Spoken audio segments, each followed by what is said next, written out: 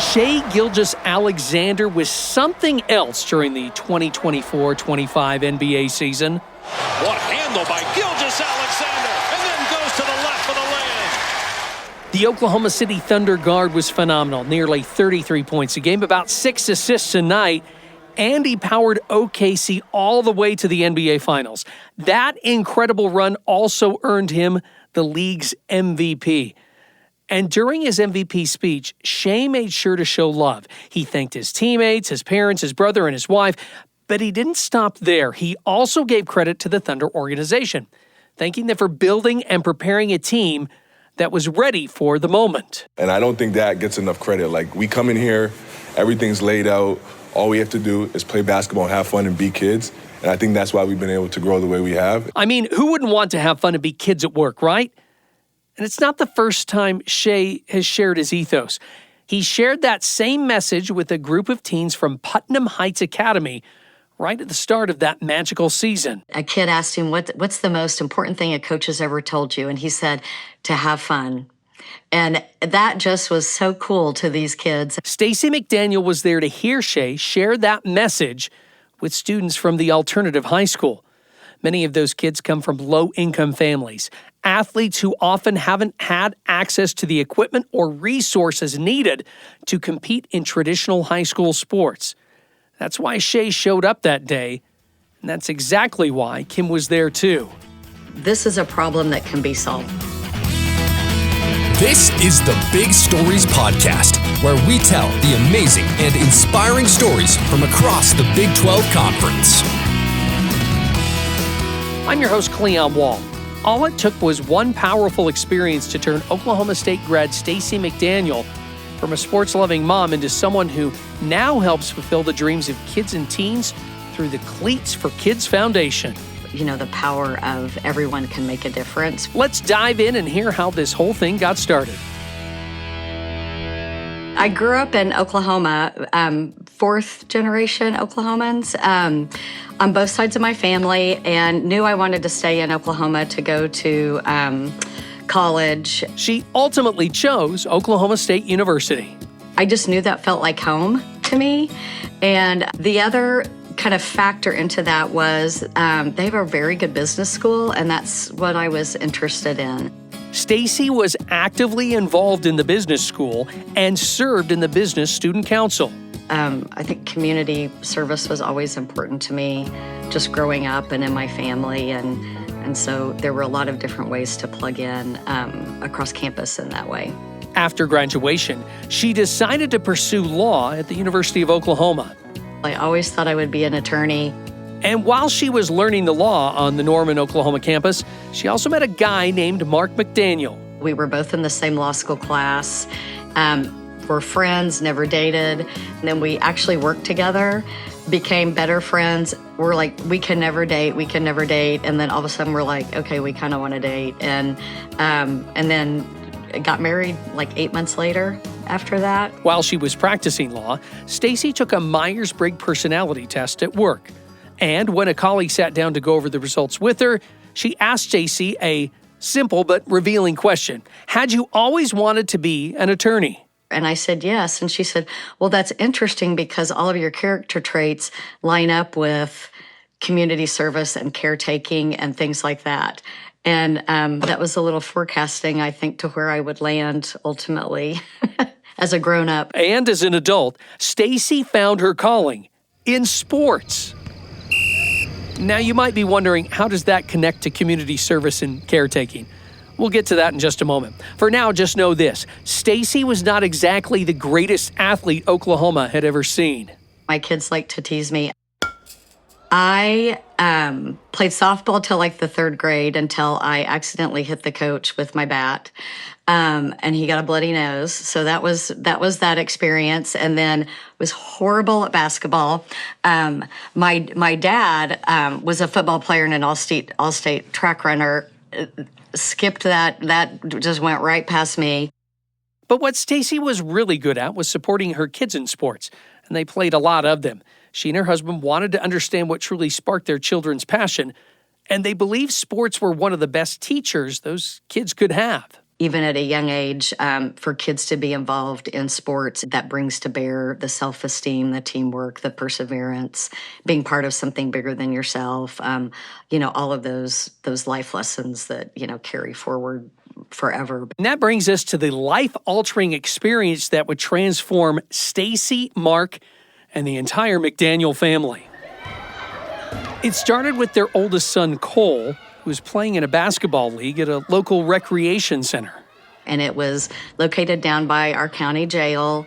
It was a very kind of high crime, low socioeconomic area of the country. And we started noticing that not only were there kids sitting on the sideline and watching basketball practice, and you could tell they wanted to be playing, but the kids that were on our basketball team, when football season rolled around, didn't sign up. So they sat down with Lenora, the woman who ran the recreation program, and honestly, Lenora was a saint. She fed kids who were hungry, made sure they had clothes, and sometimes even took them home with her until someone could pick them up later that night. She went above and beyond, so much so that she even opened her home to a young boy everyone called Man Man. His father had been killed and his mom was in jail, and George was Man Man's best friend. These were two of the boys who never signed up for football. Lenora explained why. They simply didn't have the money to buy all the equipment needed to play.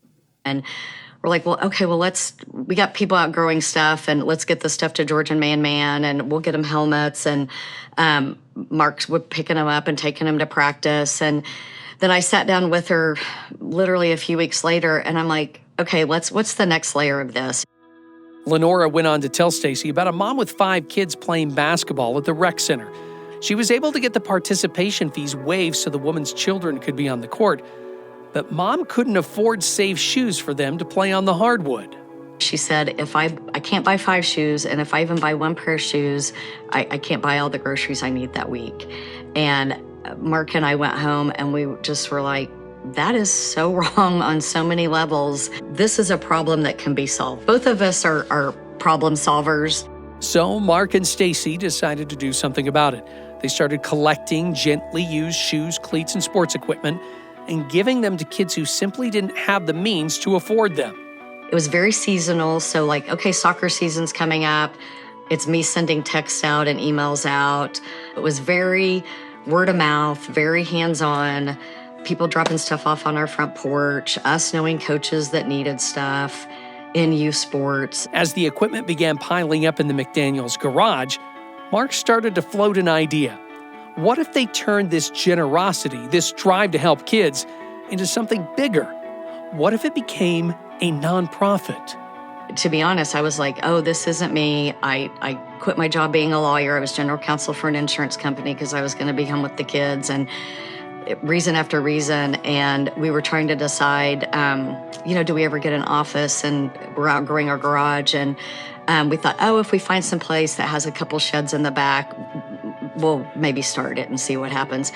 So that next day, I'm driving down the street. Somebody's putting a for sale sign in front of a house with a house that had 2 sheds in the backyard. And I stopped my car and I called my husband and I said, I think this is us getting hit over the head with a 2x4.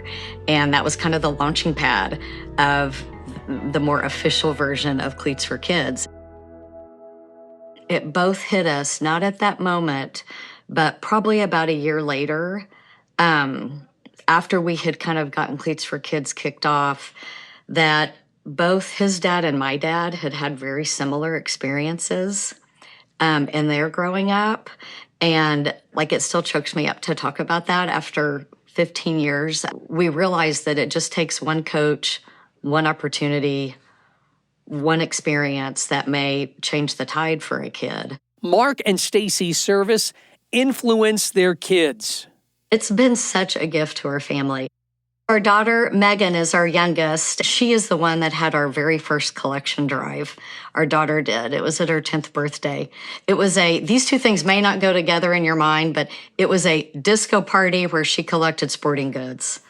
So we covered all the bases. Now Megan works at C4K in development and communications. This nonprofit wouldn't have grown the way it has without people who believed it could truly change children's lives. A.J. Johnson was one of those believers, but to understand why he bought into that vision, we first need to get to know him a little bit better. I'm from Oklahoma City, Oklahoma. And when A.J. was a kid, he and his friends used to hang out at a local rec center after school, mostly just to goof around. But there was one guy there, someone he called Mr. Jamie, who kept asking the same question every day. Did you get your homework done? Eventually, A.J. and his friends got tired of the nagging, so they did the one thing they knew would make it stop. They started doing their homework before they did anything else. Well, he started putting simple snacks down on our table. It could be cheese and crackers, it could be pizza. And so it got to the point where we literally just sat down and did homework. He didn't have to ask any longer. That constant question and the reward that came with it planted a seed for A.J., and that seed really began to grow years later when he was playing football at Southwestern Oklahoma State University. While he was there, A.J. was asked to read to young students in Weatherford, Oklahoma. I just started enjoying that. And then I'd see these little kids in town and at the grocery store or at the local Walmart or whatever. And they're like, hey, AJ. And I was like, this isn't bad. Because I never thought I would work with kids. But it just all of a sudden, I realized that's where I needed to be. That was my talent. That seed planted back then today is a full-grown tree, branching out and impacting so many others. I am the vice president of the Boys and Girls Clubs of Oklahoma County. I'm just Mr. Jamie reincarnated. That's all I am. And then one day, Stacy McDaniel showed up at the Boys and Girls Club with shirts.